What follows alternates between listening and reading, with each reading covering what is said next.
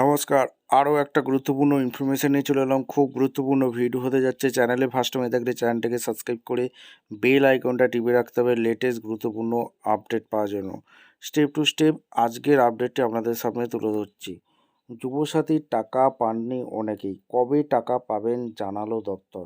প্রচুর আবেদন কিন্তু বাতিল হয়ে যাচ্ছে, প্রচুর আবেদন বাতিল হচ্ছে, পেমেন্ট ফেলড হয়ে যাচ্ছে, পেমেন্ট পাঠালে ফেলড হচ্ছে। কাদের কেন হচ্ছে আজকের এই প্রতিবেদনে বলবো। খুব গুরুত্বপূর্ণ ভিডিও। এবং ক্যাম্পে যারা অফলাইনে গিয়ে ফর্ম জমা করেছিলেন তাদের টাকাটা কবে দেবে সেটাও খুব গুরুত্বপূর্ণ পার্ট হতে যাচ্ছে, সেটাও এই প্রতিবেদনে বলবো। চ্যানেলে নতুন হতে থাকলে চ্যানেলটাকে সাবস্ক্রাইব করে বেল আইকনটা টিপে রাখতে হবে।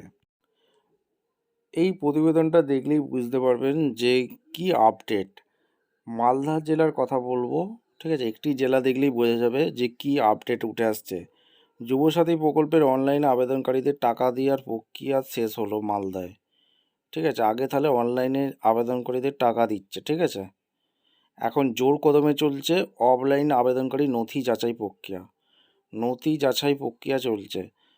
তবে তথ্যগত ত্রুটি থাকার জন্য প্রায় শতাধিক অনলাইনে আবেদনকারীর টাকা আটকে রয়েছে। তথ্যগত ত্রুটি, ঠিক আছে? বিভিন্ন ত্রুটি থাকতে পারে। ব্যাঙ্ক অ্যাকাউন্ট আপনি ভুল দিয়েছেন, যে মেসেজগুলো পাচ্ছেন সেখানে ভেরিফাই আপনারা অবশ্যই করে নেবেন। যেই মেসেজগুলো পাচ্ছেন লাস্ট 4 ডিজিট দেখা যাচ্ছে, দেখে নেবেন আপনাদের ব্যাঙ্ক অ্যাকাউন্ট ঠিকঠাক আছে কি না।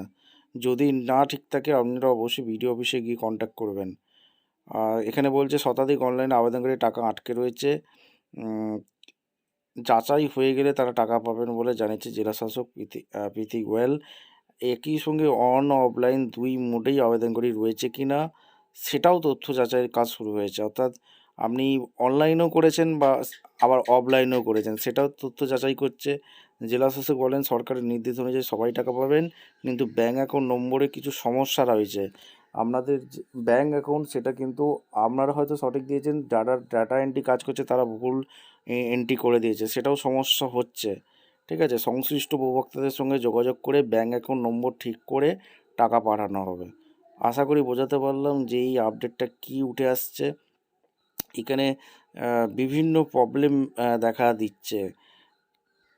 যুবসাথীর বেকার ভাতা, যুবসাথীর টাকার বদলে পেমেন্ট ফেলের মেসেজ আসছে। কী কারণ, ট্রানজ্যাকশন বা পেমেন্ট ফেল হওয়ার নেপথ্যে কী কারণ রয়েছে সেটাও আপনাদের সামনে।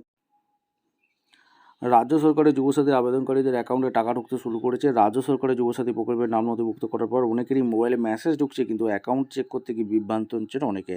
অনেক ক্ষেত্রে দেখা যাচ্ছে ফোনে মেসেজ এলেও আসছে না টাকা।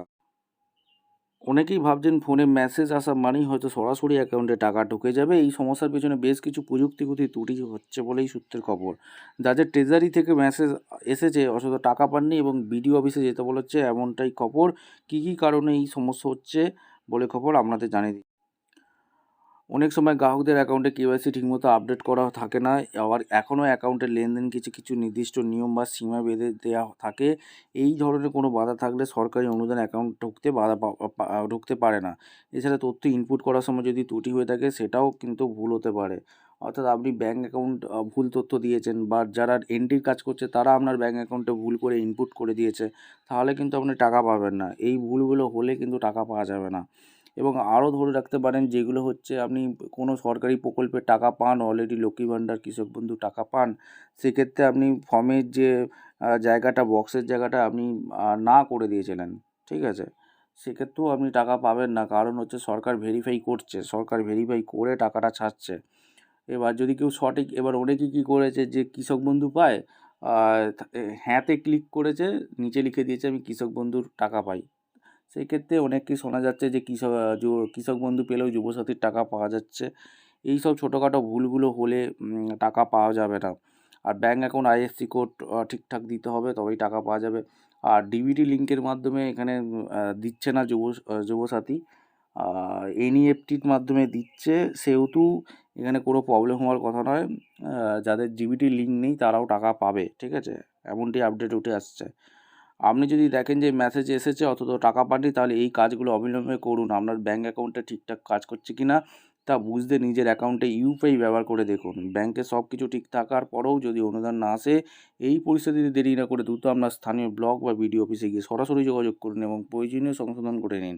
ভোটের পরে নয়, ভোটের আগেই যাতে বেকার যুবকদের হাতে বাংলা যুবসাথী প্রকল্পে ১,৫০০ টাকা পৌঁছে দেওয়া যায়, তার জন্য পদক্ষেপ করেছিলেন মুখ্যমন্ত্রী মমতা বন্দ্যোপাধ্যায়। বলেন, যুবসাথী যে প্রোগ্রামটা আছে, যে স্কিমটা নতুন করে লঞ্চ করা হয়েছে, মাধ্যমিক পাস যারা করবে ২১ থেকে ৪০ বছর, তাদের যেমন পরিষ্কার বলা হয়েছে যাতে তারা যে কোনো স্কলারশিপে পেতে পারে, কিন্তু অন্য কোনো স্কিমে যদি তারা টাকা না পায়, তাহলে তারা ১,৫০০ টাকা করে প্রতি বছর আগামী ৫ বছর পাবে। এই ছিল একটা আপডেট।